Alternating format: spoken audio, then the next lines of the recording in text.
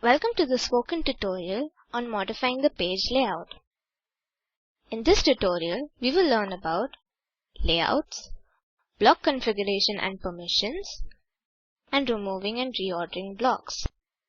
To record this tutorial, I am using Ubuntu Linux operating system, Drupal 8, and Firefox web browser. You can use any web browser as per your choice. First, we will learn about layout. Here we will get an introduction to themes and blocks. Themes gives us the general layout, look, and feel of our site. I will introduce you to themes in a little while. For now, understand that a theme can be applied to a Drupal site without changing the content. And it gives us the color scheme, location of the blocks, and all the formatting for the text and images. Previously, we learned that blocks are information that can be placed in various areas of a site. Blocks go into block regions, and block regions are determined by the theme. In the design area, we have blocks, we have themes, and we have menus. Please note, we didn't talk about or apply our themes earlier. This was done to highlight the fact that we can apply a theme at any point while building a site. The only reason we waited till now is to show that we can wait till the very end to apply a theme. But I will always prefer to apply my theme as soon as it's ready. Let us open our website which we created earlier. Let's now get into the layout with a look at blocks and block regions. Blocks enable us to place information anywhere on our site. Go to Structure and Block Layout. All the blocks that are available from our current theme are here. For example, header, primary menu, secondary menu, and others. We've actually already placed a few of those. Recall, we had placed the Welcome to Drupalville custom block in the sidebar. It appears in the left sidebar on this particular theme. We also added Recent Events Added view to our left sidebar. Now, let's learn how to configure and give permission to our blocks. First, we need to know which block regions do what. At the top, there is a Demonstrate Block Regions. Click on it. Every theme in Drupal gives us this kind of a picture of where the block regions are. Block regions are dependent on the themes. In Bartik, we have the options Secondary Menu, Header, Primary Menu, Highlighted, Featured Top, Breadcrumb, Sidebar First, Content, Sidebar Second. We can place any block in any region. The important ones, like the Content block, should be left in the Content region. Let us click on Exit. Leave the Breadcrumbs block in the Breadcrumbs region. But there are some other things we can move around. Move the Search block by either clicking and dragging it or clicking on the drop down and putting it in the header. And it moves up.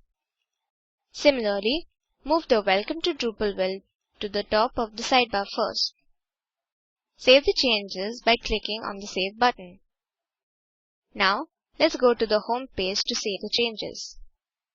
Here's our search bar up in the header, and our Welcome to Drupalville block is now at the very top. So, that's how we position and order blocks.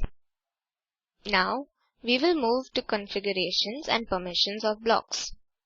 Click on Structure and Block Layout. And let's find our Recent Events Added block.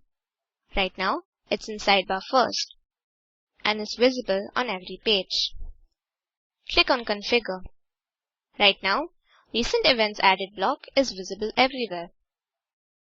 But we may want it to show up only on an event page.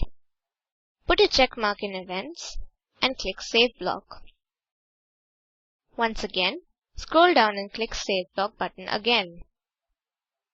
Click back to Site. Now the Recent Events Added block is not there anymore.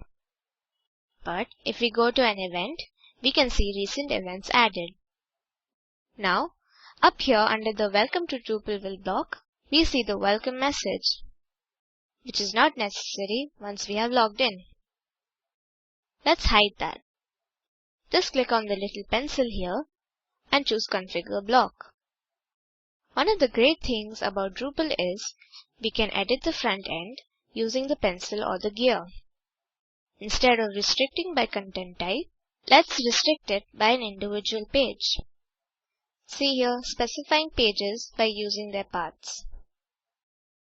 To hide or show something on the front page, use this angle bracket, front angle bracket. Copy and paste it. Now choose Show just for listed page. Our welcome block will be only on the home page. Let's go one step further. Click on Roles and put a check mark in Anonymous User. And click on Save Block. Now, it's only going to show up when we are not logged in. We don't see this message because we are logged in right now. Let's log out and our Welcome to Drupalville block shows up again. But when we log in and click on Home, it's no longer there. So, configuring, moving, and giving permissions to blocks is really quite simple. Let's practice this more. Click on Structure and then on Blocks. We have the main navigation in the primary menu block. If we move that, then our main navigation will be in a completely different place. Down here at the bottom, we have Featured Bottom first, second, and third. Footer first, second, third, fourth, and fifth. Powered by Drupal, and footer menu in the footer fifth location. Right now, there are no disabled blocks. Let's put one of our menus in the footer first block region. Scroll back up to the top, find your user account menu, and put that in footer first. It is immediately moved down. Now, click on Save Blocks. Back to the site. Scroll down and see that the user account, instead of being at the top, is down here in the footer. So, any block can be placed anywhere for any purpose. Go back to Structure and Block Layout. Let's now remove a block. Let's remove Powered by Drupal from the footer fifth block. Simply click on the drop-down and choose None. Then, click on Save Blocks. Scroll down now.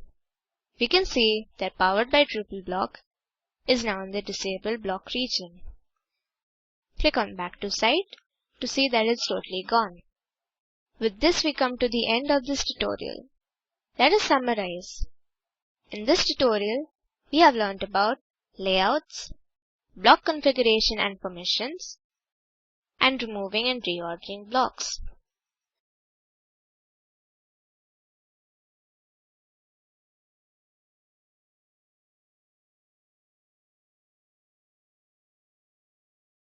This video is adapted from Acquia and OS Training and revised by the Spoken Tutorial Project, IIT Bombay.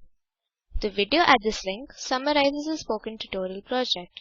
Please download and watch it. The Spoken Tutorial Project team conducts workshops and gives certificates. For more details, please write to us.